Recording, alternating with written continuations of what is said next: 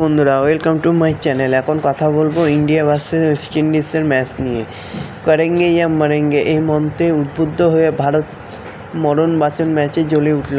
খেলার সঙ্গে স্রেফ একটাই অঙ্কই ছিল যে ম্যাচটা জিততেই হবে, যে করেই হোক। তবে ভারত 5 উইকেটে ওয়েস্ট ইন্ডিজকে হারায় একেবারে কলার তুলে চলে গেল শেষ চারে। একা কাঁধে করে ভারতের বৈতরণী পার করলেন কেরলের নায়ক সঞ্জু স্যামসন। 50 বলে অপরাজিত 97 রানের ইনিংস খেলে ভারতের কাপ যুদ্ধের স্বপ্ন জিইয়ে রাখলেন তিনি। 65,354 জন দর্শক সাক্ষী থাকলেন এই দুর্দান্ত ম্যাচে।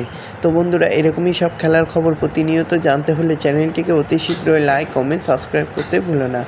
টস জিতে ওয়েস্ট ইন্ডিজকে ব্যাটিং করতে পাঠিয়েছে ভারত অধিনায়ক।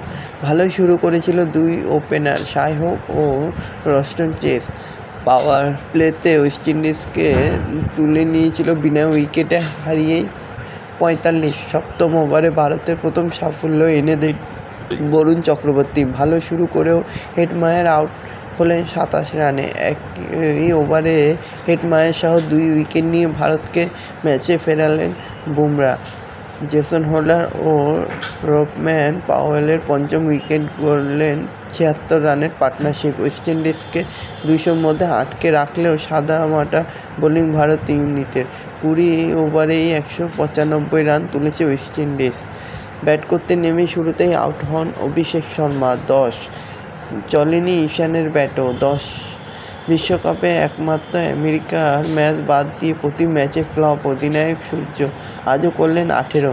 তিলক বর্মা 27। ভালো শুরু করেও আউট হয়ে যান। তারপর থেকেই শুরু নিম্ন মধ্যবিত্ত সঞ্জুর ম্যাজিক। কত ম্যাচে সে বেঞ্চে বসে কাটিয়েছে। এই বিশ্বকাপে শুরু থেকেই দলের ভাবনাই ছিলেন না তিনি। অভিষেকের বদলে দলে এনেছিলেন।